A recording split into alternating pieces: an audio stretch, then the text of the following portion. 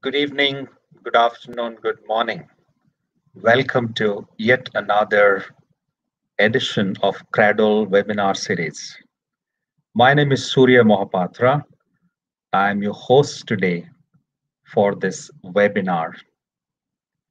As all of you know, Cradle webinar series makes an attempt to dive deeper into different aspects of human life. Through a series of webinars, we make an attempt to find answers to questions which the humankind has been striving to find. We try to dive deeper into complexities of life.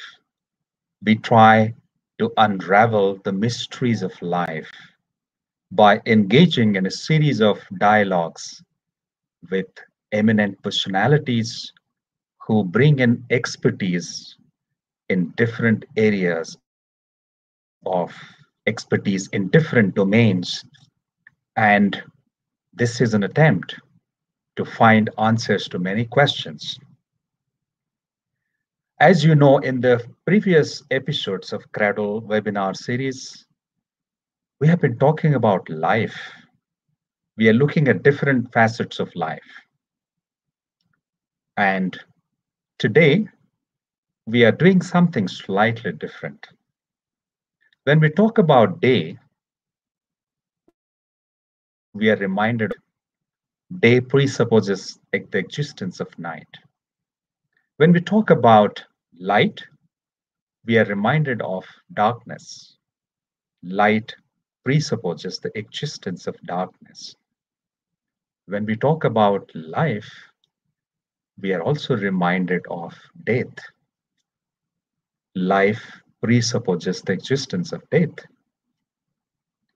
Now, death is a subject that many people try to avoid. Many people are horrified about just by hearing the word death. Human beings aspire to live forever. Human beings want to become immortal. But death is the reality of our life. If death is the reality of our life, it is also an integral part of life. But now the question is, has the humankind been able to conquer death? Can man really become immortal? Has science secured to death? If science finds a cure to death, do we need God? Do we need spirituality? This is a very intriguing triangle of human being, God, and death. Has science found a cure to death? Or it hasn't found? Do we need God or we don't? To answer these questions, to unravel the mysteries surrounding death and life, we have a very eminent personality with us today. And this personality is a very eminent medical practitioner and also a researcher in the subject of life, death, and spirituality. By profession, he is a professor at the National Medical College, Kolkata, very, very prestigious institution in the country. He's also heading the surgery unit at this institution. He's an eminent orator, eloquent speaker, a researcher, and also, in addition to being a medical practitioner, he is also an accomplished spiritual practitioner. He is then Dr. Swarup Chakrabarti, who is our guest today, and I would request that he should be on the screen now. Dr. Chakrabarti, welcome. Welcome to this edition of Cradle webinar series. We are delighted to have you with us today. Thank Namaskar. you. Namaskar. Dr. Chakraborty, I know that you have done immense amount of research in this space and you are a practitioner. You have seen life and death very, very closely, being a medical practitioner yourself.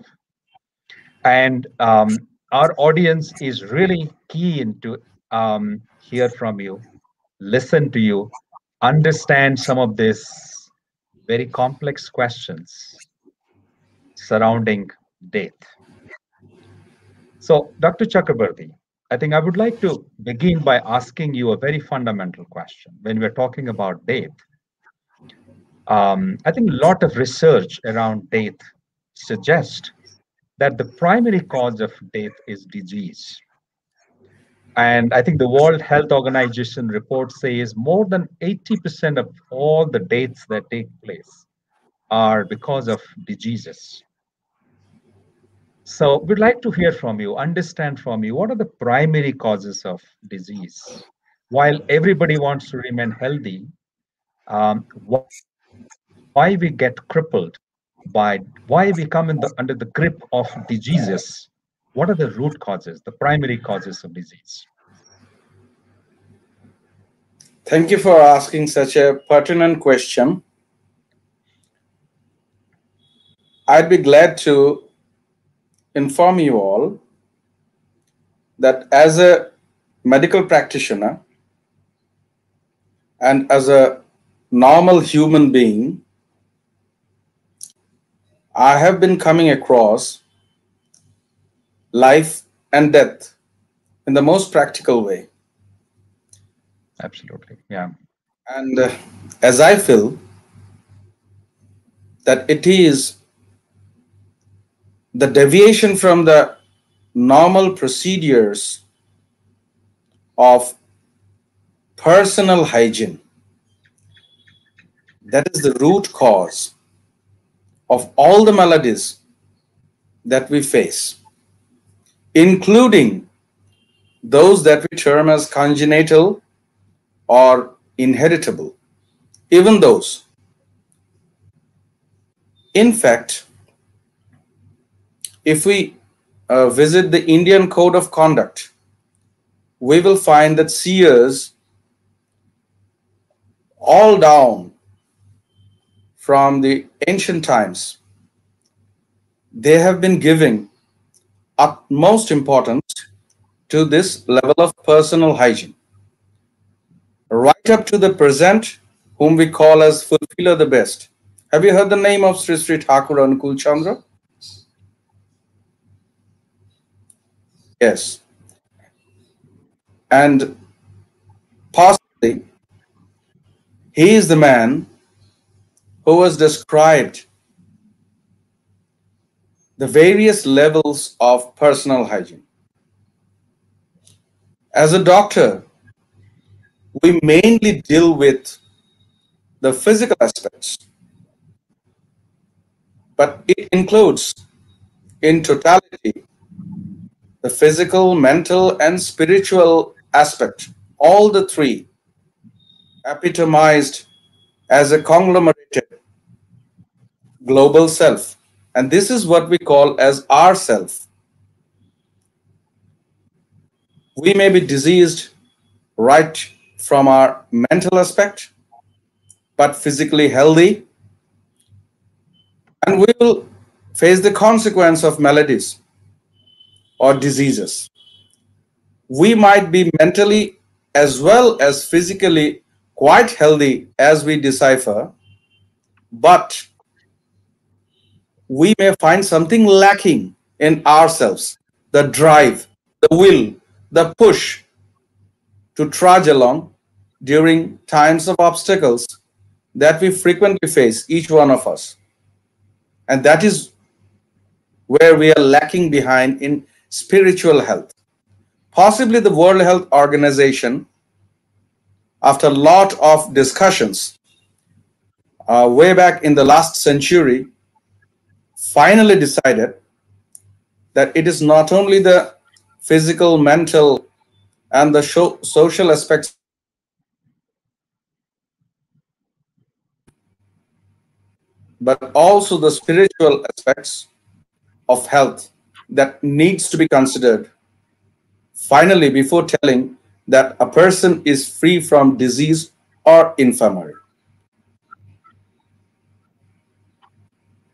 Okay. Okay. I'm experiencing some latency while you were speaking. Maybe your network could be a bit slow at the moment. But Now am let's I see. audible? Yeah, yeah, it's much better now. Much better now. But Okay, Dr. okay. Chakrabarti, very profound insights. I think this is really, really. I think you have talked about the triangle, and you have talked about physical, mental, and spiritual health. Now, moving on and continuing with this discussion, you talked about physical and mental health. I would like to ask you the next question about mental health, mental well-being. Again, what are the primary causes of lack of mental well-being or wellness? Yeah, mind is possibly the fastest thing that we in our life come across. It is impossible to catch or control it. There Very is a true. terminology in the Indian scriptures and also in all sorts of religious sects, something called mantra. So the basic root meaning or dhatu meaning, which we call in Hindi or Bengali or in Indian dialect. So the root meaning of mantra is man comes the mind and tra means trata or the savior, the savior of the mind. That means mind needs to be saved. It needs to Yeah. be saved. Yeah. Otherwise, the mind can drive us. All that we face nowadays in the society is just because our mind wishes to do this. My mind wish that I become the richest man. It is all the mind. My mind wishes that I become the first boy and all the other students in my class should get less marks. Not that all along with me become first, but others will get less mark and I should get more. And this is inculcated right from the family. It is the parents we will find nowadays teaching the children that you are supposed to get the highest marks. It is the wishes of the parents that they want the children to accomplish. The wishes of the parents. This leads to stressful mind situations right from the start of the life. But when we grow up, like you are a great stalwart in your field, and I know you personally being quite accomplished as a man of organization. Can you tell me, Mr. Mahapatra, is there a single work that can be done alone? Not at all. I Not think at we're all. living in an So you need interdependent world. exactly. But when we seek the results, we never think of that. There is a small interesting story of, as I was telling, of Sri Sri Thakur Anukul Chandra. Now, if you happen to go, or all the audience, any one of all of us that we have gathered today, when we happen to go in a part of Jharkhand, a state of India, there is a place called Devgarh. And there we find the grandson of Sri Sri Thakur Anukul Chandra. Now, this grandson of Sri Sri Thakur, Acharya Dev, we call him, during his teen, when he was a teenager, he was an accomplished boxer. He used to play the knife and the lathi, or what we call as the staff, with lot of accomplishment. So once upon a time, there was a rather competition, and in the competition he stood first. So all the followers had gathered to inform Sri Sri Thakur, his grandfather, that your grandson has become first in this competition. In the meantime, the grandson just arrived in front of Thakur and kneeled down to pay his obeisance. Thakur blessed his grandson, telling, Dadu Bhai, that is a talk of love to grandson. Dadu Bhai, you are not supposed to become first alone, but you are supposed to become first as a group along with all the persons that you live your friendship with. So, do we find So usually that profound. so profound? So, these are the teachings that we need to inculcate, and we start from our family life, and we'll find that the maladies of the mind, maladies of the body, and the spirit will slowly and slowly delinquish or just go away. This is really beautiful. I think you have talked about that man should not aspire to become successful alone. Man Exactly. should strive for collective success. I think this is really, really profound. And I this will suppose actually lead to just a minute, Mr. Mahabhat. I'm interrupting. Suppose, no problems. yeah, suppose I have become a great surgeon in my field, but I have not been able to make at least a batch of good surgeons as my students. So when I fall ill, who will be the person who will be operating upon me? I'll get no one because I have not created a batch. So, in order that we survive ourselves, we should rather make a batch of good men. This is for our survival, individual survival. Even if we want to take care of the environment, that is for my survival. And this is the main aspect of life. We'll talk about death, main aspect of life. Yeah. I think it's really profound. You're giving really very practical, logical examples through beautiful stories. We'll take the discussion forward. I think it's a very, very interesting discussion, dialogue that's going on at the moment. Taking the discussion on death forward, we know that the primary cause of death is disease. But what if we say death itself is a disease? How do we justify such a statement? Exactly. If we go through certain scriptures, holy scriptures, just for not as a holy scripture at all, but for the penchant of going through books, then we'll find we can get it in even in the internet. Something called Garud Puran. So Okay. in Garud Puran, yeah, Garud Puran, Garud was the uh, Vahan of Lord Vishnu. So he Yes. is down, yes, whatever he imbibed through his experiences of life, and that has been moving through centuries as Garud Puran. So in that one, we will find that if a person leads a natural and normal life where he does not think ill of anything, number two, he spends his life in a just manner. So in that case, each and everybody during the time of the death, there is a prodrome. We find that with the present seer, the fulfiller, the best, Sri Sri Thakur, compounding on that to the fullest. Thakur says that prior to death, there is a chakra or a circular motion that comes within all ourself. And in that circular motion, we panoramically see all that we have done in our entire life as a chakra.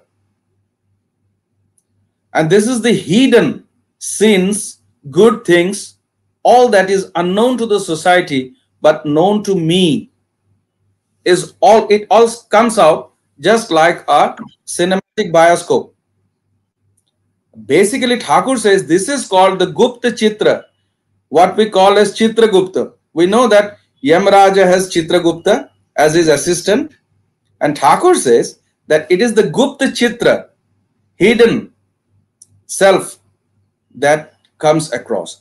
And this gives us a third eye.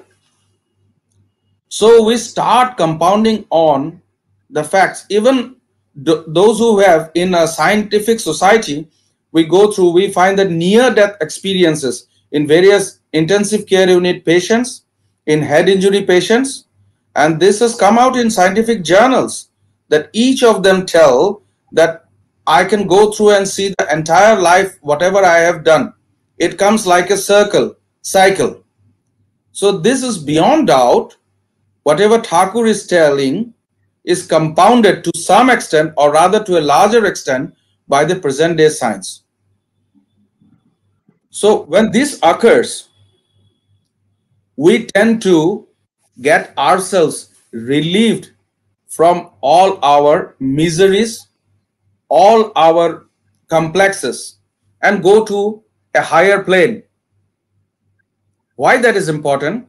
Because at the moment of death, the plane or the mental bhav status where we are residing, Thakur says that it is that status we carry along in our spirit life or the soul life. Suppose I have committed a suicide. Just prior to the suicide, Thakur says that it is desperation or despairiness to the utmost, where the person feels that there is no other alternative. And then only he goes for ending the life. But as soon as he puts the noose around, he realizes that it is easier to live. Why am I taking such a decision?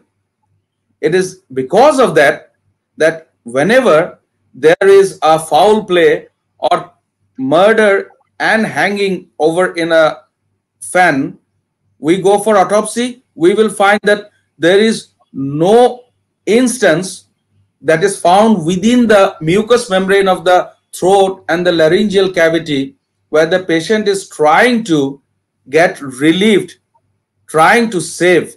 It is only present only in cases of suicide.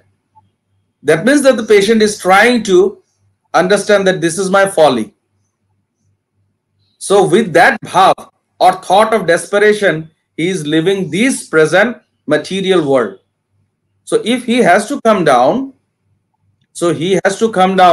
whenever in any gametic marriage or a husband and wife are uniting with a sense of desperation. Do we find any husband-wife uniting with a sense of desperation? We don't find. Very rare. Yeah. Very rare. But rather we find sense of desperation in cases of rape, in cases of molestation. And so those souls can come down over there. In Shastras, in all throughout in holy place, even in the Christ has told that those who come out of this type of marriage, those souls, they are usually bad souls. I mean, bad souls means they have an inclination for bad activities. I can be educated by my parents to the fullest so that I become the manager of Reserve Bank of India, general manager of Reserve Bank of India. But if the innate soul characteristics within me is to commit sin, then even at that level, I shall commit a scam. But I can be a farmer, but at the same time, I may run behind a scooter person riding a scooter who took some vegetables for me and left his money purse just to tell him that, Babu, this is your money purse, kindly take it back. I come home and my wife is asking me, have you got anything? No, I have this minimum. What shall we eat? The children, they are all starving. It's okay. God will give us another day. So how is it possible that these two type of personality? So this is what is called good health, good eugenics, good marriage, and some extent in science this has been explained. Dr. Chakravarti, I'm really amazed by the scientific analysis that you have given about death. You have very vividly drawn a picture of what happens when a man is dying. That is so powerful because man does not remember how he died in his past life. Um, but I think seers like Sri Sri Thakur Anukul Chandra have explained how man dies, what happens during death, what are the events that happen, what is the mental state of the human being. This is so powerful. And interestingly, science is silent about our education system doesn't answer these questions. Science doesn't has not been able to answer these questions. It may find answers to these questions sometime in future, but probably spiritual guides like Sri Sri Thakur and Nukul Chandra have answered such questions. Dr. Chakrabarti, I'm seeing very, very excellent comments and feedback on what you're sharing. I think there are some very interesting comments which are coming from our audience. They're liking what you're saying. Taking the discussion forward, Dr. Chakrabarti, you talked about what happens during death. You talked about the mental state of the man, of human being during death, and how it plays a role in shaping the next life of the human being. Now, we understand what happens during death. Now, the question is, can we take charge of death? Can we take control over death? Is it possible? Can you hear me? Yes, Okay. very clearly, loud and clear. Okay, thank you. If we are in charge of our Were you able life, to hear my question? exactly, I heard you. Okay, We are in charge of our life, then we are in charge of our everything. And death is nothing but a part of our life. Death, as death, why do we fear? We fear because it is unknown to us. Whichever thing is unknown to us, which we don't see, we always fear. When we are walking through a path, suppose a road, and there is no electric current, all of a sudden there is a load shedding. It was all lighted up, and I was moving, trudging along, walking, no problem. Suddenly, the electricity went off, and fear enters me. Why? Because I can't see anything. So, whatever is unseen, true. yes, unseen causes fear as a reaction from us. Fear is a reaction of our mind, and our body, when the body supports it, then we become succumbed to that fearful circumstance. Yet, as you were asking in your question,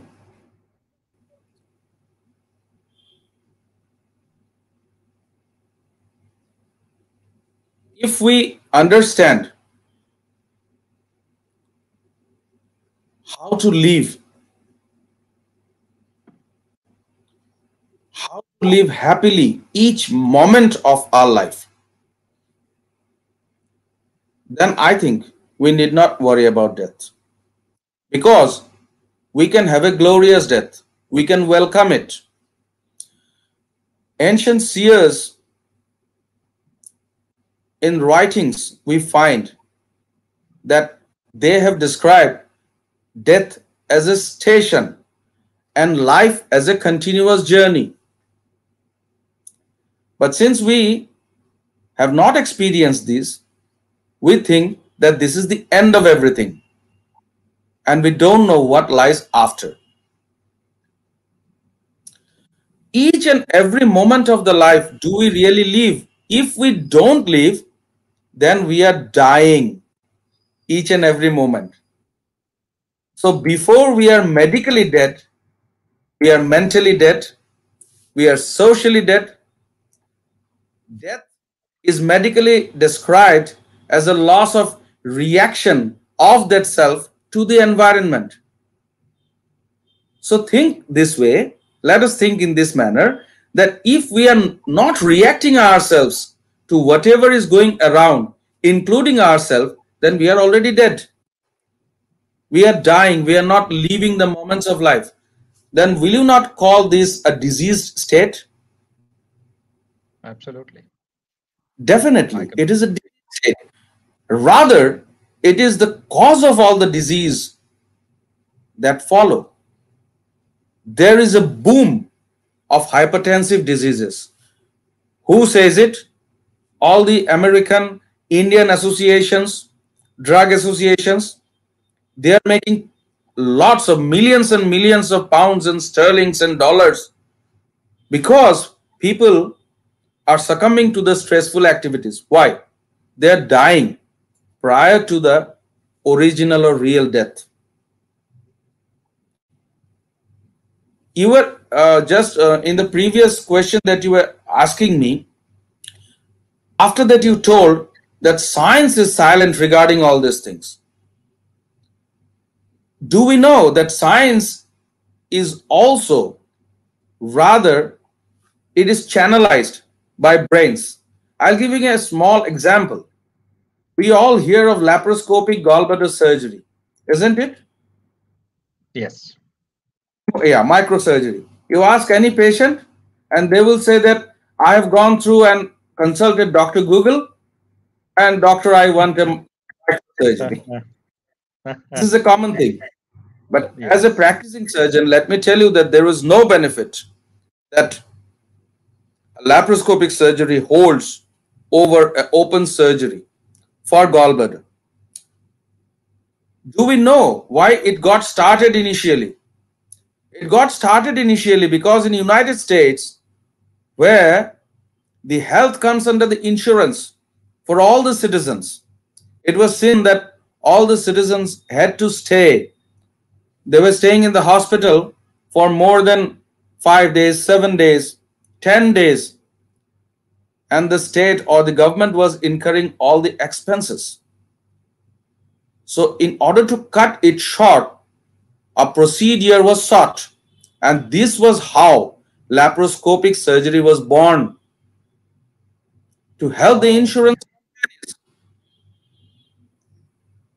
So, will you call that science is always telling you the truth? Science is apparent. Even the science that we follow is apparent. Be a student, one of my classmates, he failed to pass through a certain semester because he had told his examiner that for a gastric ulcer, he is supposed to prescribe antibiotics. The examiner scorned him like anything and told him that you prepare to come after 6 months. That means fail. But now, Okay. if an examiner, as I am now, if my student or examinee does not tell that antibiotic is needed, he will fail. So in a span of Oh, 25 to 30 years, antibiotic in gastric ulcer, the student fails. He said that antibiotic is needed in gastric ulcer, and after 30 years, somebody says that antibiotic is not needed in gastric ulcer, he fails. So okay. we are always propounding and improving. Science is an eye. So it is always possible that with the two naked eyes, whatever we see, if we put a loop, we will see better. We put a microscope, we will see a lot better. So somewhat like that. That does not mean that microbes are not moving in this environment. If I put two microscopes here, I'll see trillions and trillions of microscopes swimming around me. Okay. Yeah, I think this is interesting. So you said something very interesting. You said we are scared because we can't see the unseen. But if we Exactly. start seeing the unseen, then we'll not be scared. So, which essentially means if we become aware, we'll be able to overcome fear.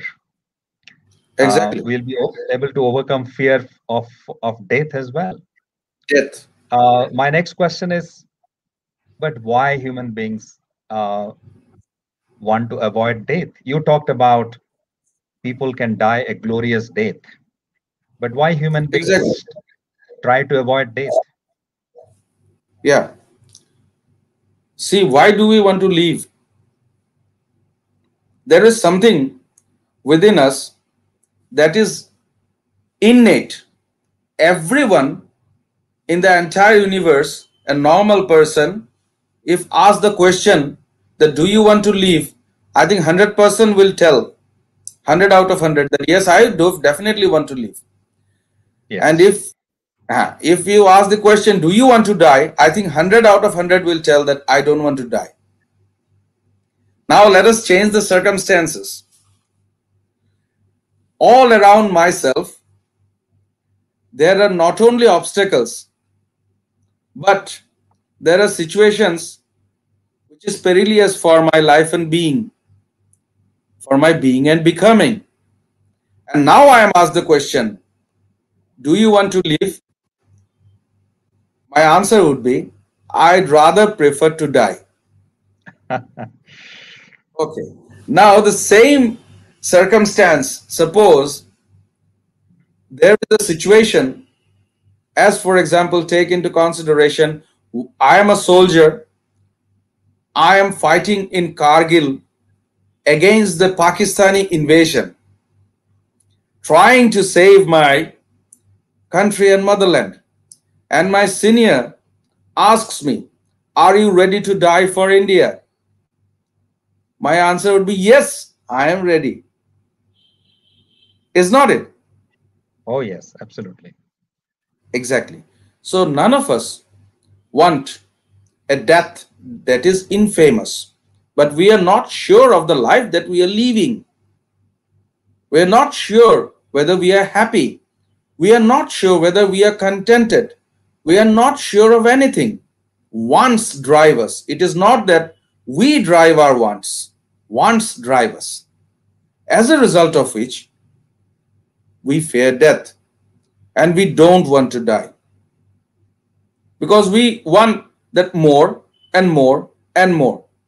Somewhere it is going to end. It is going to make me happy. I did not become happy. I am not yet contented. I want something more. Even do we know that we perform the Shraddha ceremony? Shraddha. In English, we call it funeral. But basically, funeral is not the English translation of Shraddha. Shraddha is a funeral is rather paying respect. And Shraddha actually is a ceremony in which our Pitri Purush, that means all our ancestors, are given food. The soul, the departed soul that comes out from our body always tries to enter again the body. Why? Because as soon as the soul comes out, the soul understands.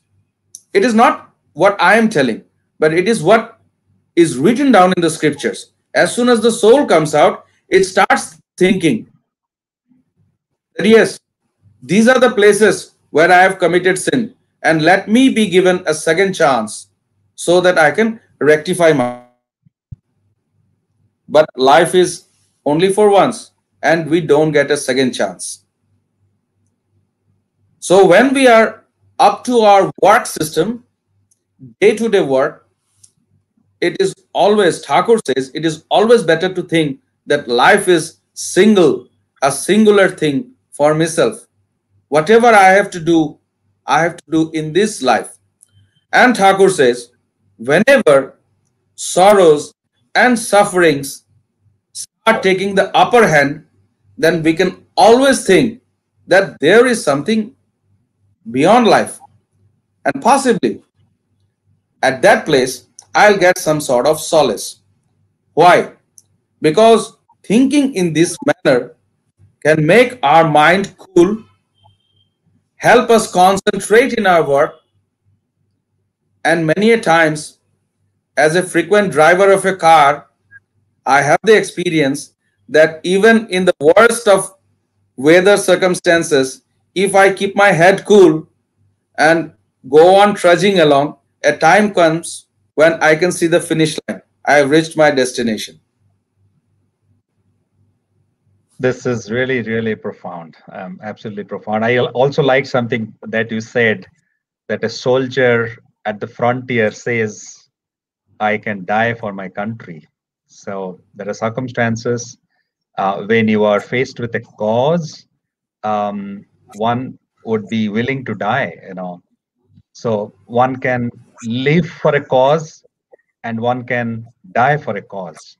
I think Exactly, that's and very powerful. And Thakur says that it is tougher to live for a cause. It is easier to die for the cause. Thakur always says that, yeah, it is tougher to live. I can die for my lover, but I am leaving for my lover. That is a more exponential exposition of my love towards my lover. And even if that living also could mean suffering sometimes, suffering and Exactly. sorrow. Yeah, but that's the Exactly. beauty. Yeah. I think living for somebody, for someone, I think this is something very powerful. And you also talked earlier about it, living for a living ideal in your life. That was I found that very, very powerful, very insightful. Would you like to throw a little light on that? What is the important I'll give you significance of I'll a give you living my ideal? personal experience. Yeah. I'll give you my personal experience. Whatever today I'm discussing with you and all is rather a fragmented tits and bits of how my guru would have expressed. So, at the very outset, let me tell you before answering that one that I request each and every one of you that once the pandemic situation becomes okay, please try to make a visit to the state of Jharkhand in India, Devghar, and just have a glimpse of Acharya Dev and my Guru Dev over there. Interact with him as a normal human being, and that interaction will make you love him in your own way, because each and every one of us is different, and so the way of embracing him is also different. So as I was telling my experience, suppose I have been posted in Kolkata National Medical College since 2014, so it is into Okay. my 7th year. I stay approximately 140 kilometers away from Kolkata in the township of Midnapur. But roughly 4 days a week, I ply driving a car, a personal car, up and down. I reach to my place of job, operations, patient seeing, classes, and then again I come back. All this thing, I wonder that if I would have done it just by loving myself and by thinking that I'll take it up as a challenge, then I would have stopped just by the end of 1 year, thinking that yes, no one of my colleagues have done 1 year of such 280 kilometers per day. Let me call it a day. This is my extent because this is what I wish, and now I am contented. But since my guru wished that you fly from Midnapur to Kolkata every day, and this is what I wish. That is what my guru told me. And I want to see the contented and pleasing smile of my guru. This is called a love center. So when you have a love center, in order to please your love center, you can stretch yourself to limits that you know not. that you could have been stretched upon. And this is my personal experience. That's 7 years, and I don't feel tired. Rather, I feel that all along throughout the track that I move along up to Kolkata and back to Midnapur, in between, I have developed lots of places where I've developed good friends, good places of visit, many of my spiritual brethren over there. It's been a journey that almost now, basically, I can tell you that it's somewhat like going for a long drive. Going for a long drive. This is the difference when you have a love center. So driving 1,000 kilometers a week, year after year, unimaginable. A normal human being cannot think of it.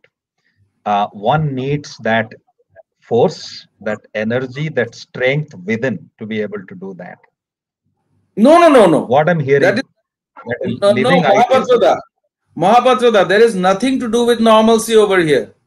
Just take into consideration what a mother who is totally uneducated can do for a child. Just out of Wonderful, pure for her child. She can stretch her limits. She can do whatever. It's somewhat like that. Just somewhat like that. And I think this is normal life. What we think as normal human beings, actually we are not normal. This is what is normal life as Thakur has depicted, shown, and wonderful, all throughout his life. wonderful, wonderful. I think what I'm really deciphering your narrative is it is your love for that person, that Exactly. personality, that loving personality, that living ideal, that infuses immense amount of energy and strength within you, and then you can make impossible possible. I think that's what I'm inferring from what you are saying. And if you have that, living ideal at the center of your life, if you are attached to him, inclined towards him, you can do everything for him. You can make impossible possible. You can achieve anything in your life. I think that's the message that you are trying to give. Extremely powerful. Very Can I interesting. just have one more point over Yes, here? yes, please. Yes, In our please. history texts, in our history textbooks, we have gone through the life history of Chhatrapati Shivaji. But after coming to my guru, I learned the nuances and the focus point of his life. An incident Thakur used to always tell that after conquering all the Mughal forts, bearing one or two, he had crossed through more than 300 steps above in the rotational manner, reached the top of a fort in where his mother, Jijabai, possibly mother of Chhatrapati Shivaji, and going towards and kneeling.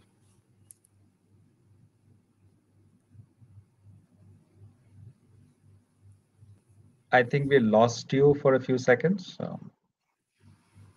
Uh, just a minute. Oh, sure. Can you now? It's okay. Oh, yes, we can hear you loud and clear. Yeah.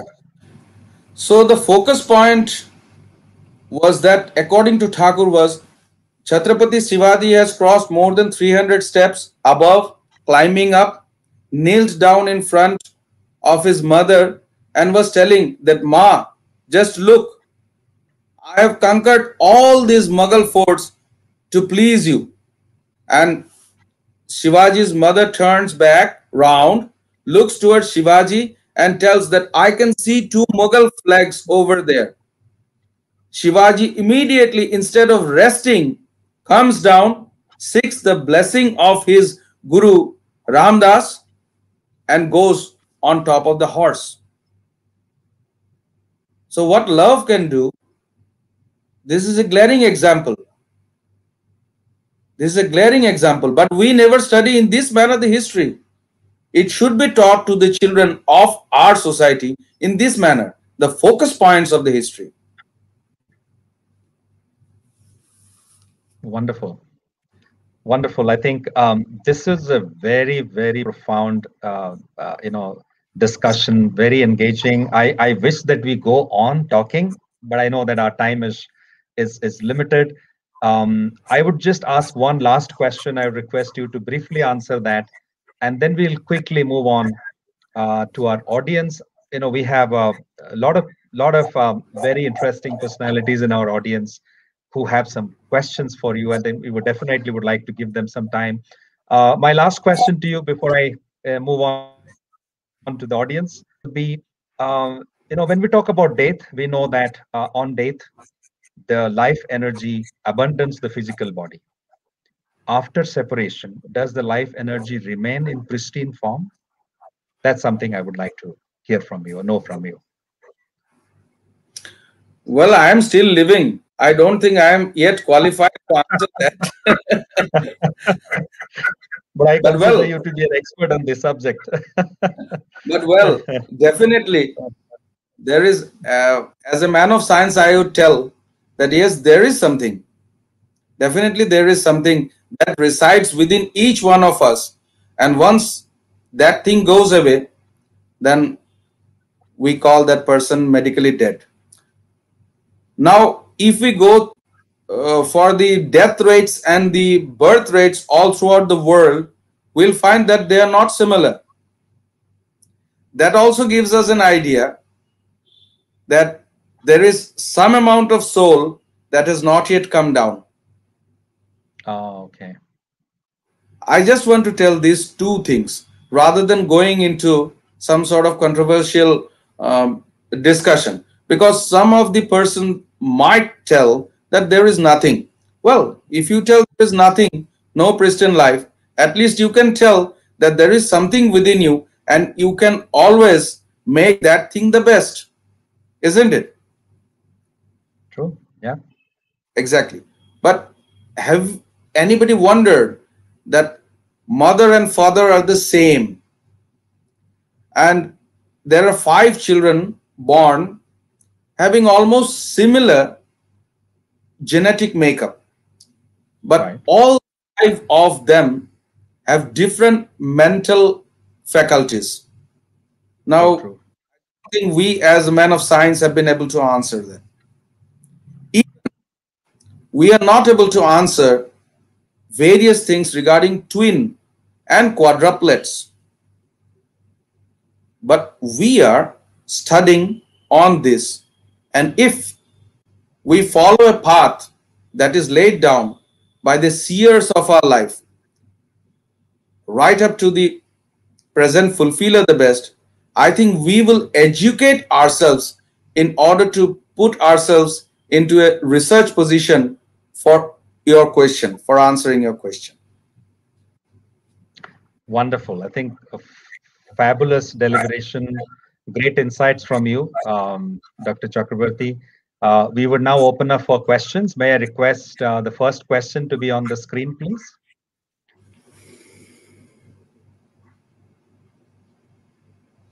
There is a question. This question is from Tanaya Chaudhary, and her question is, can faith actually heal? Is there a science in faith? That's a very interesting question. We like to hear from you. Definitely.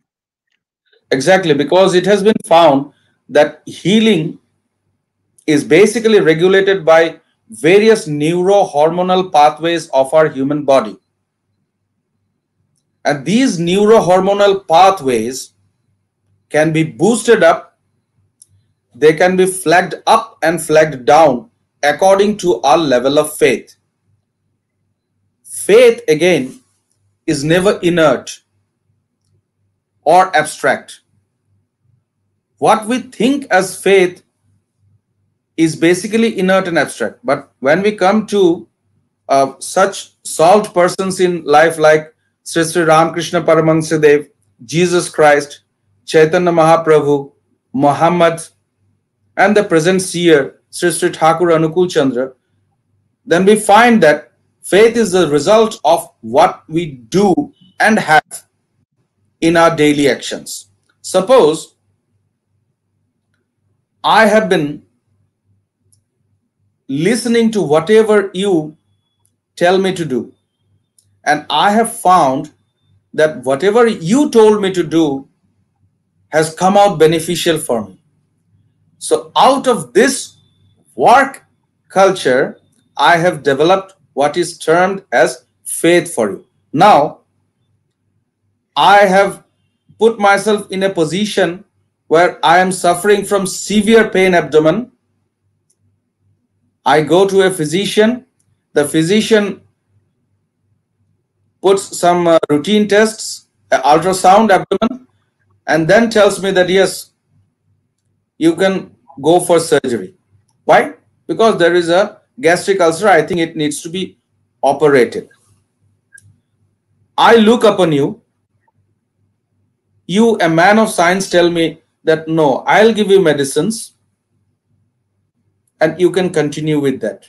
Now your medicines can make me totally cured if I have top faith in you, if I have total faith in you.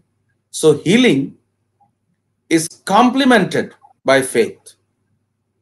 Medicines and Awesome. faith are always complementary. If the patient has full faith in the doctor or the physician or the surgeon, that patient we have seen through randomized trials heals much better as compared to a patient who is skeptical, doubtful about the doctor or the system. He usually comes up, he or she comes up with various complications, non-healing wounds, various things, and it has been seen by all of us. Awesome.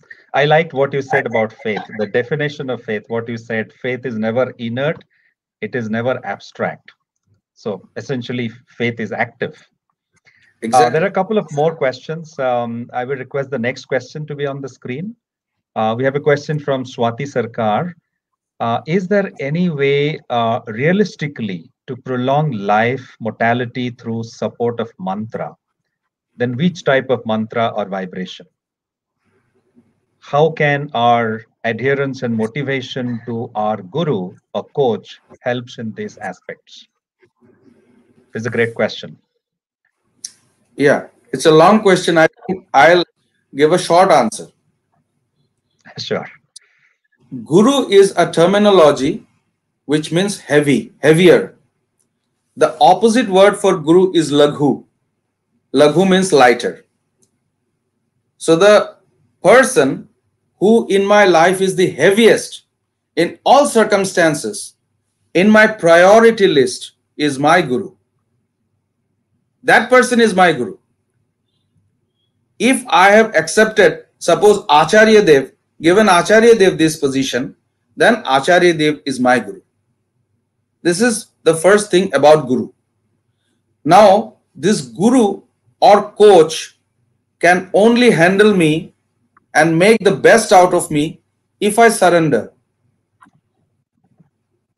You have seen uh, in Kolkata various places where they make the idol of goddess Durga.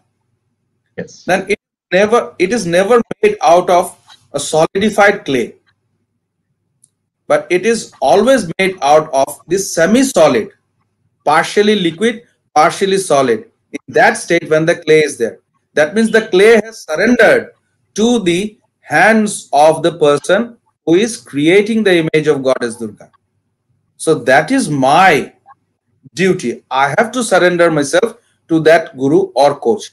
That guru or Um, coach has to be a solved person. Now the question arises, how do you understand in my lifetime who is the solved person? right. Yeah, it is exactly like what our mind says when we go to a cloth factory or a cloth shop.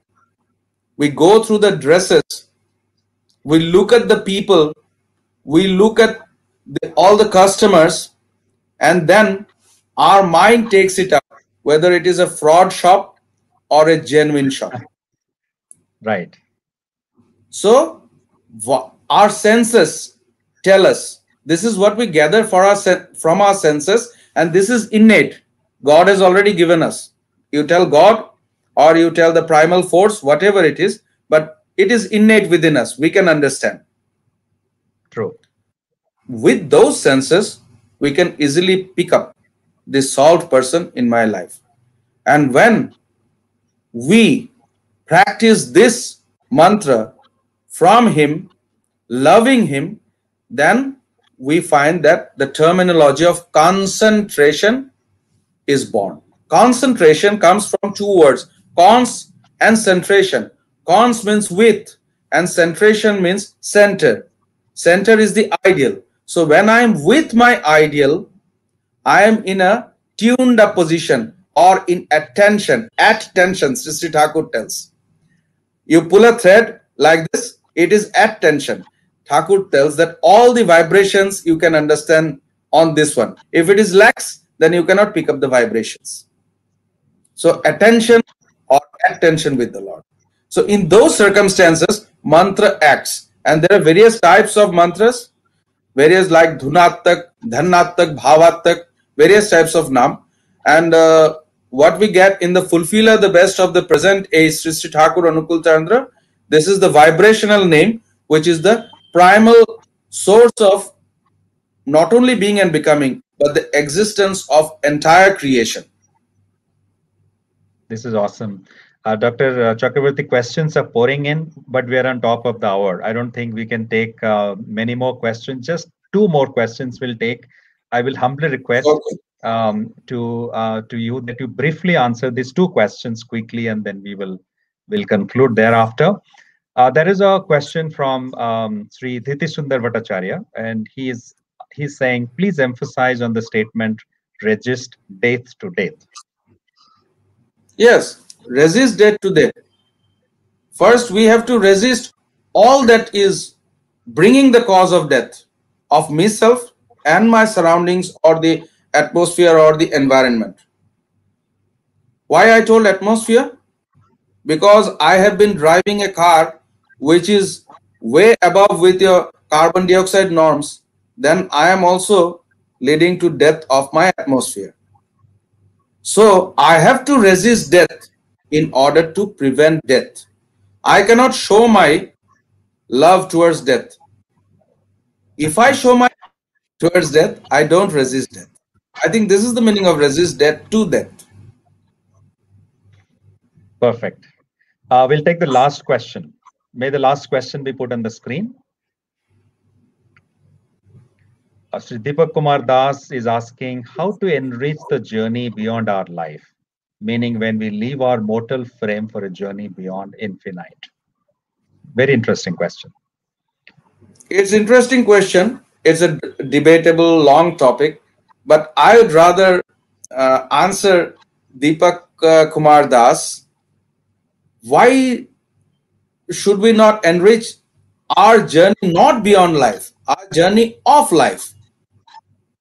First, let us live our life. Are we living the years of our life, or are we injecting life into each year that I am living?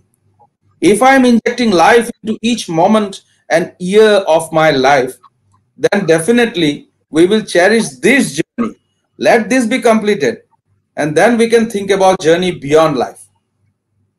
I have personally not gone there, so I can't answer, but I want to entrench the journey that I am going through the life up to the least, the best. Dr. Chakti, I'm personally mesmerized and deeply inspired by your very insightful responses to all the questions that we had today. I personally, my knowledge has been enriched with your insights. I think you have really taken us through the cycle of life and birth, life and death, birth and death. What happens during birth? What happens during death? You have unraveled the mysteries surrounding life and death in very simple yet very impactful and powerful way. At the end, I think what you have really highlighted is the importance of having that love center in your life, the living ideal in your life, or the guru in your life, which will enable you to live your life fully, gain control over death, conquer death. or maybe be in charge of your death.